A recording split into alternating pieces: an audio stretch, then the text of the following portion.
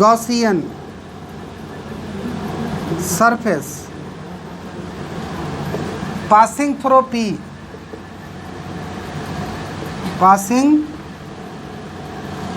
through P, वह Gaussian surface कहाँ से पास करेगा? P से। सिमेट्री के कारण गॉसियन सरफेस के ईच पॉइंट पर इलेक्ट्रिक फील्ड का मैग्नीट्यूड सेम होगा। तो यहाँ लिख सकते हैं बाई सिमेट्री उसी में the magnitude of electric field at each point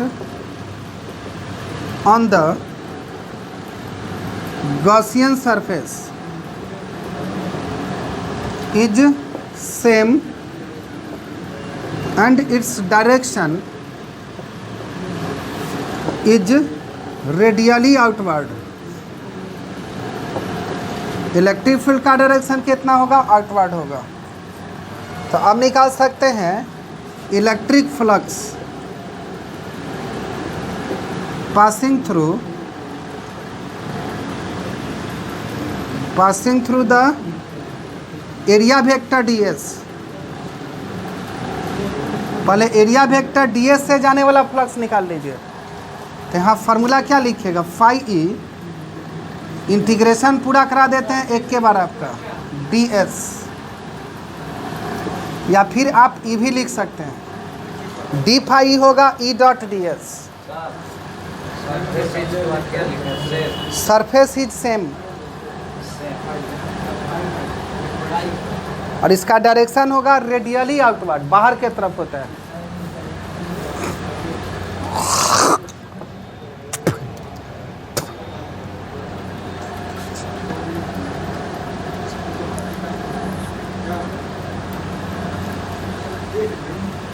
होगा पूरा का इंटीग्रेशन करा दीजिएगा, तो वहाँ से क्या निकल जाएगा? Net flux. अब यहाँ से जाने वाला नेट फ्लक्स निकाल दीजिए। अब यहाँ लिखना होगा net flux, net electric flux passing through the Gaussian surface. दोनों का इंटीग्रेशन करा देना, डी फाई का ई डॉट डी एस का, ये हो जाएगा फाई ई। यहाँ आपका होगा E D S cos zero का वैल्यू कितना? 1। तो यहाँ बचेगा आपका E D S. Electric field आपका कांस्टेंट है तो बाहर कर दीजिए, ये होगा डी एस। डी एस का मतलब होगा होल गॉसियन सरफेस का एरिया, और गॉसियन सरफेस हम लेके लिए थे स्फेरिकल, तो स्फेयर का एरिया कितना? 4 पाई आर स्क्वायर। तो यहाँ हो जाएगा 4 पाई आर स्क्वायर।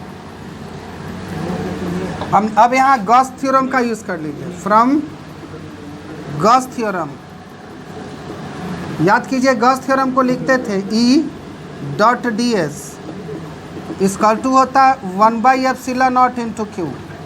इसके लिए लिख सकते हैं ई 4 पाई आर स्क्वायर, ये होगा Q/ε0। तो ई हो जाएगा 1/4 पाई ε0 इंटू Q/r स्क्वायर। यहाँ से क्या निकला?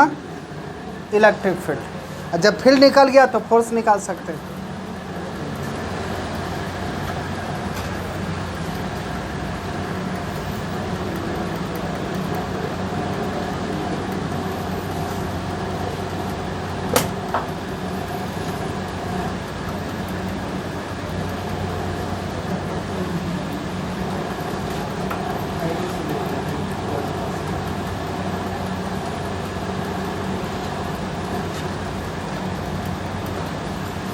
भैया तो आई कार्ड आपका भर दे, ऑफिस में भरना मुश्किल है, तो थोड़े कहेगा कि ज़्यादा मिल गया है, नहीं समझेगा, दिखाइएगा नहीं किसी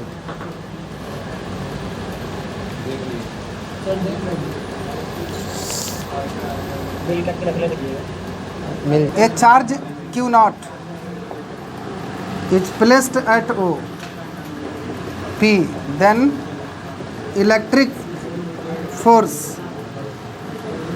F हो जाता है QE, ये होगा Q0 इंटू E का वैल्यू डाल दीजिए इसमें 1/4πε0 Q/r²,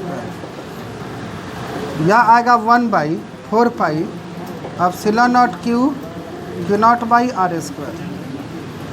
अब याद कीजिए किसका नियम था, ये किसका नियम है आपका, कूलम्ब का नियम। लिख दीजिएगा दिस इज कूलम्ब्स लॉ। और कूलम्ब्स लॉ को आप किस नियम से लाए, गॉस के नियम से। गॉस के नियम से कूलम्ब का नियम ड्राइव हो गया।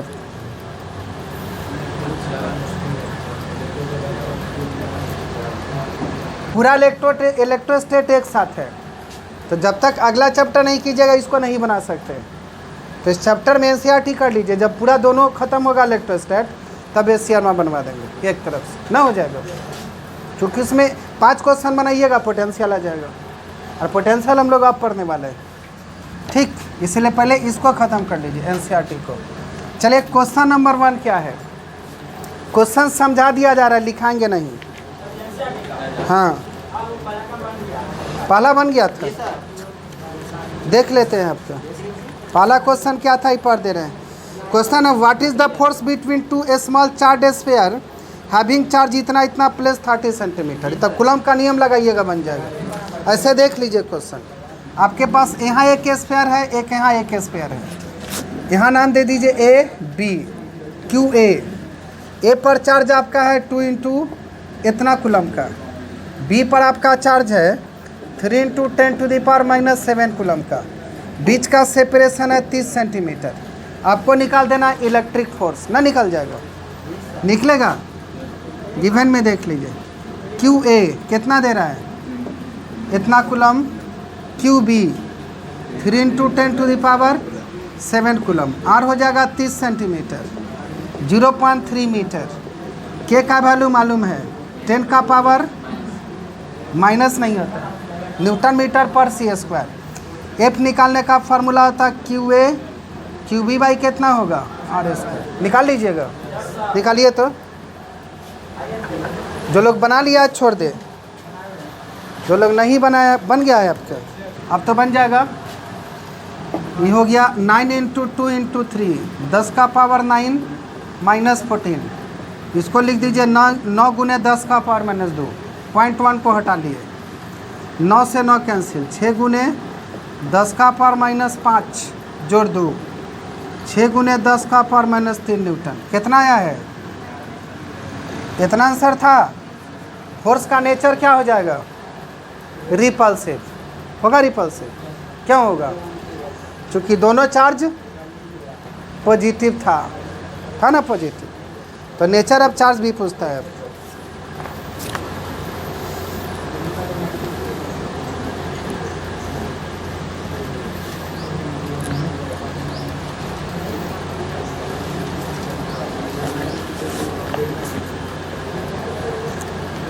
ये समझ में आया, बोल नहीं रहा, थोड़ा कूलम्ब्स लॉ नहीं पढ़े थे। कूलम्ब के नियम से फोर्स निकालने का एक फार्मूला, के का वैल्यू होता है 9 इंटू 10 का पावर 9 न्यूटन मीटर स्क्वायर पर c²। पहला चार्ज आपका दे ये रहा है, दूसरा चार्ज दे ये रहा है, बीच का डिस्टेंस दे रहा है। ये सिंप्लीफाई करिएगा, आंसर आ जाएगा। हो गया। क्वेश्चन नंबर 2 में देखिएगा, फिर इसमें आपको दे रहा है 2 स्फीयर आपके पास है, एक पर चार्ज आपका है 0.4 माइक्रो कूलम्ब का, मतलब क्यूए हो गया 0.4, और दूसरा चार्ज दे रहा है -0.8 माइक्रो कूलम्ब का। खुद से बनाइएगा। बीच का डिस्टेंस आपका दे रहा है r, यहाँ फोर्स कैसा लग रहा होगा, अट्रैक्टिव, और एफ का वैल्यू दे रहा है 0.2 न्यूटन। r निकाल देना है, सेम फार्मूला से r निकालिए तो बन जाएगा। सेम फार्मूला से r निकाल दिया जाए। दूसरा क्वेश्चन नंबर 2,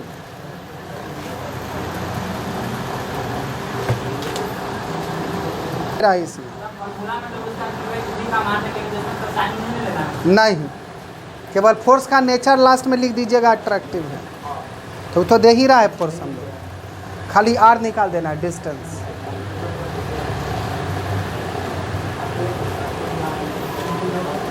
फार्मूला वही जो होगा।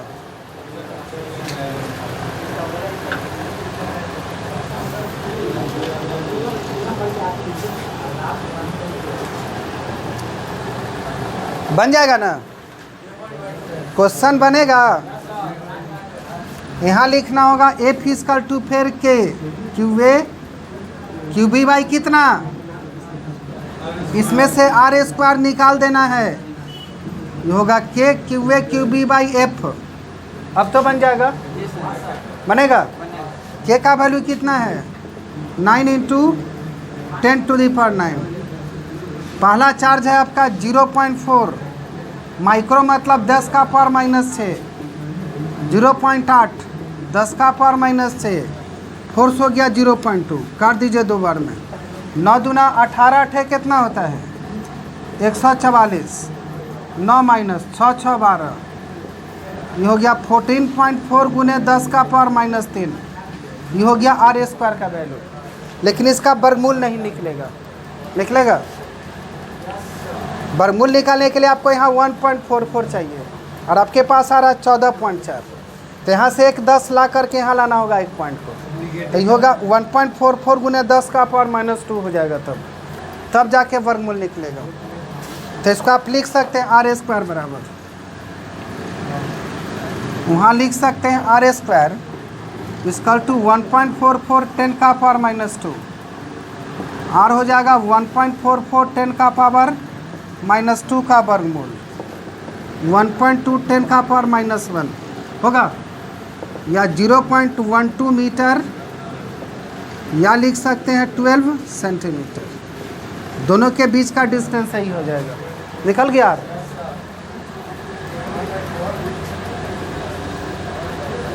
यहाँ से लगाता है तो बी ए पर कितना फोर्स लगाएगा, आपने पढ़ा होगा कि कूलम्ब्स लॉ न्यूटन के थर्ड लॉ को ओबे करता है, पढ़े थे। मतलब जितना फोर्स ए बी पर लगाएगा उतना ही फोर्स बी भी, अब समझ में आ रहा है।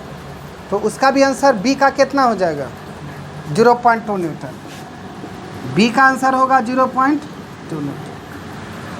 क्यों होगा जान रहे, चूँकि यह न्यूटन के किस लॉ को ओबे करता है, और थर्ड लॉ में क्या पढ़े थे, जितना फोर्स एक बॉडी दूसरे पर लगाता है उतना ही फोर्स दूसरा बॉडी भी पहला पर लगाता है। हो गया। क्वेश्चन नंबर 3 आपका इंटरेस्टिंग क्वेश्चन है, इसको देख समझना होगा आपको, ना तो नहीं बनेगा। आपको 3 में क्या प्रूफ करना है, 2 बन गया, 2 बना। 3 में क्या लाना है इसको देखिएगा। आपको 3 में प्रूफ कर देना है कि के स्क्वायर बाई, यहाँ देखिए पहला सवाल है 3 का। 3 में आपको लाना है कि k square by G M e m p dimensionless होगा, इसको प्रूव करना है। क्या होगा, डायमेंशन लेस हो जाएगा प्रूफ। के यहाँ कूलम्ब का नियतांक, कूलम्ब कांस्टेंट है, जी मालूम है ग्रेविटेशनल कांस्टेंट, एम ई है इलेक्ट्रॉन का मास, एम पी है प्रोटॉन का मास। अब प्रूफ करना है कि यह डायमेंशन लेस होगा। चलिए प्रूफ कर लेते हैं। हम लोग लेते हैं एक इलेक्ट्रॉन और एक प्रोटॉन, ले लिए। यहाँ पर हो गया इलेक्ट्रॉन और यहाँ हो गया प्रोटॉन, डिस्टेंस आपका लिया गया r। चलिए अब निकाल लेते हैं क्वेश्चन। ठीक, ऐसे भी तोड़ सकते हैं आप।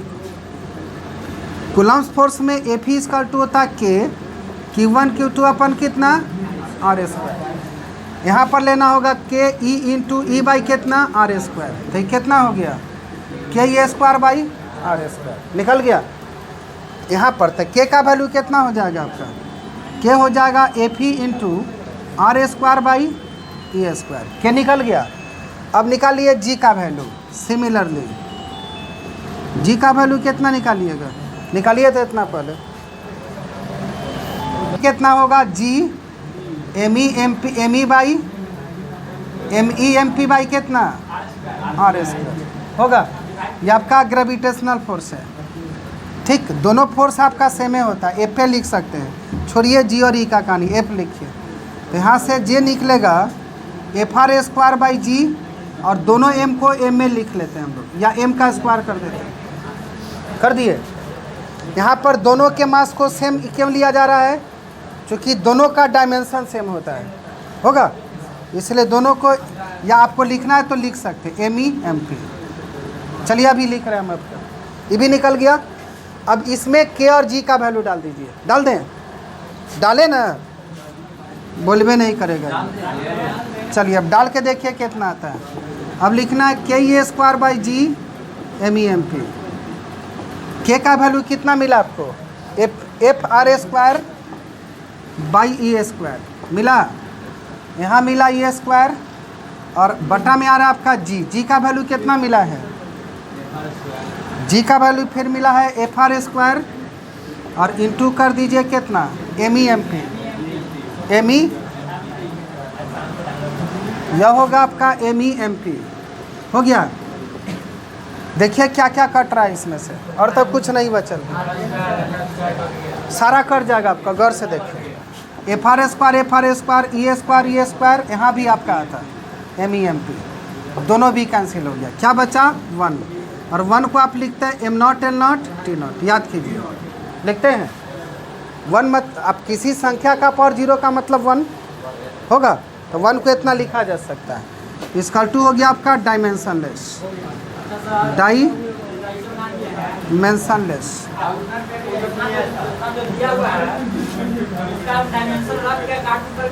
क्यों नहीं ला सकते? बतवा सेम ही आएगा, वैसे भी बना सकते हैं। इसको 3 तरीका से बनाया जा सकता है। बिल्कुल, डायमेंशन सारे का डाल के भी निकाल सकते हैं, नो प्रॉब्लम, बन जाएगा। डायमेंशन डाल के भी निकाला, बोलिए तो वो बना देते हैं। 9 × 9। E का वैल्यू मालूम है 1.6 × 10⁻19। इलेक्ट्रॉन का चार्ज इतना होता है। G का वैल्यू मालूम है -11। इलेक्ट्रॉन का मालूम है 9 × 10⁻31, और प्रोटॉन का मालूम है 1.6 × 10⁻27। सारे को काट दीजिए, आंसर आ जाएगा। छोटा छोटा वैल्यू को हम रिजेक्ट कर दिए, गौर किए हैं? यहाँ हमने 0.1 नहीं दिया, यहाँ 7 नहीं दिया, का है काटने में सुविधा होगा। अब कर दीजिए इसको, 9 से 9 कैंसिल, 6 से 1.6 कैंसिल हो जाएगा। ऊपर बचा 1.6 × 9 -38, नीचे बचा 6.67, और कुछ नहीं बचेगा। 10 का पावर बचेगा -11, -31, -27। ये होगा 160/667, पॉइंट हटा दिए। 10 का पावर बचेगा -29 + 69 होगा। इसको भाग दे दीजिए 160 में 67 से। डिवाइड करने आता है ना सबको। इसको 0.24 लिख सकते हैं। 10 का पावर 40, या 2.4, 10 का पावर 39। या वैल्यू किसका आएगा? KE² G MEMP का। अब आप लोग 27 क्वेश्चन बना के लाना है कल, 4 से 27 तक।